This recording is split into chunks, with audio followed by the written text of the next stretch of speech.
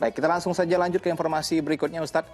5 hari hilang dicuri, sepeda motor milik warga Kedoya Kebun Jakarta Barat dikembalikan sang pencuri ke tempat semula. Sepeda motor itu diduga dikembalikan pelaku setelah video rekaman CCTV aksi pencuriannya viral di media sosial.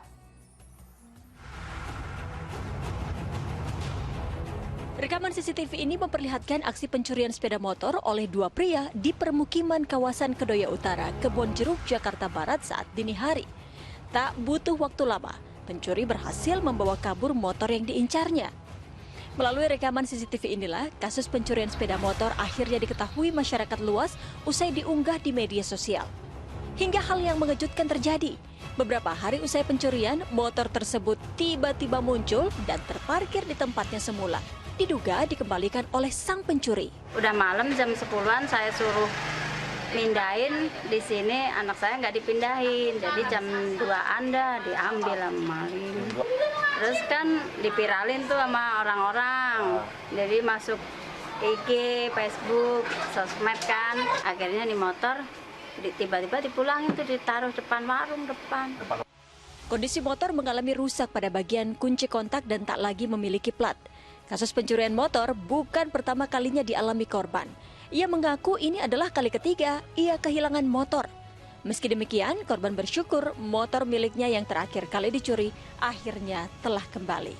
Jayadi melaporkan dari Jakarta. Nah, ini cukup unik, Ustadz ya. Setelah dia mencuri, barangnya dapat begitu, terus mungkin karena viral, terus takut juga, terus dia bilang, kayaknya nih saya nggak jadi curi nih gitu, Ustadz, saya kembaliin lagi. Nah, Ustadz, ini hukumnya gimana? Apakah dia tetap berdosa apa gimana, Ustadz? Semula saya agak surprise gitu ya, ada pencuri mengembalikan. Tapi kemudian, setelah diviralkan gitu ya.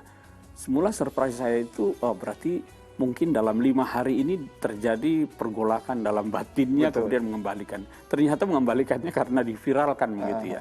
Tapi ini menarik ya, bagaimanapun juga dia sudah menyatakan undur diri lah, menarik diri dari tindakannya itu. Artinya dalam bahasa agama itu artinya bertobat. Ya, bertobat itu motifnya bisa macam-macam ya. Bisa karena terpaksa, bisa karena kesadaran diri. Ini kelihatannya terpaksa ya. Tapi terpaksa itu kan secara zohirnya, betul, tapi secara batin kita tidak tahu. Tidak tahu gitu, bisa jadi kemudian karena dipaksa itu karena diviralkan, kemudian tumbuh kesadaran, dia menyadari adalah mudah-mudahan seperti itu. Dan kalau dia bertobat ya, menyadari kesalahannya itu, ya Allah akan ampuni.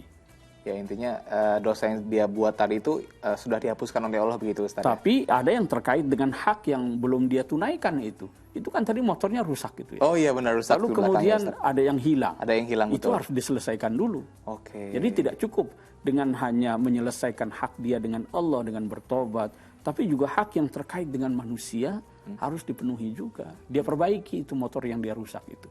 Oh iya betul. Itu satu catatan. Kemudian menariknya lagi ini bahwa mengantisipasi tindakan yang seperti itu memang kontrol sosial itu penting ya, lingkungan itu. Kita lihat walaupun itu di perumahan yang tidak terlalu mewah ya, tapi disediakan CCTV ya. Itu saya kira juga wujud kepedulian sosial kita ya.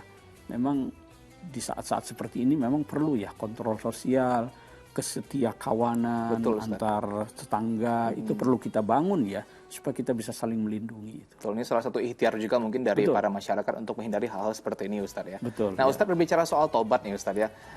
Tentu kan kita semua banyak melakukan dosa, besar maupun kecil begitu, Ustadz ya. Nah, syarat-syarat taubat yang diterima oleh Allah ini apa, Ustadz sebenarnya? Ya, setiap manusia itu pasti pernah berbuat dosa ya, pasti itu. Maka dikatakan dalam satu hadis, sebaik-baik yang berdosa itu adalah yang mau bertobat. Nah, bertobat itu ada syarat-syaratnya ya. Taubat yang disebut dengan taubatan nasuha itu adalah yang pertama, itu harus disertai dengan penyesalan. Kemudian meninggalkan perbuatan tersebut dan tidak mengulang lagi, lalu disertai dengan penyesalan, kemudian tekad untuk tidak mengulanginya kembali. Kalau sampai kemudian tobat, menyesali, tapi mengulangi lagi, itu namanya yang disebut dengan tobat sambal kan begitu ya. Sambal, baik Ustaz. Kemudian kalau itu terkait dengan hak-hak manusia, hak-hak orang lain harus diselesaikan. Itu yang disebut dengan taubatan nasuha. Ya. Tapi mungkin Ustadz, kalau misalnya kita kan manusia yang tidak luput dari hilah begitu Ustadz ya. Mungkin ya setelah kita bertobat sekarang, mungkin setahun atau 2 tahun, 3 tahun kemudian kita tidak sengaja mengulanginya lagi begitu Ustadz. Itu gimana Ustadz? Itu dalam Al-Quran dikatakan idza massahum ta'ifum minasyaitani tadzakkaru.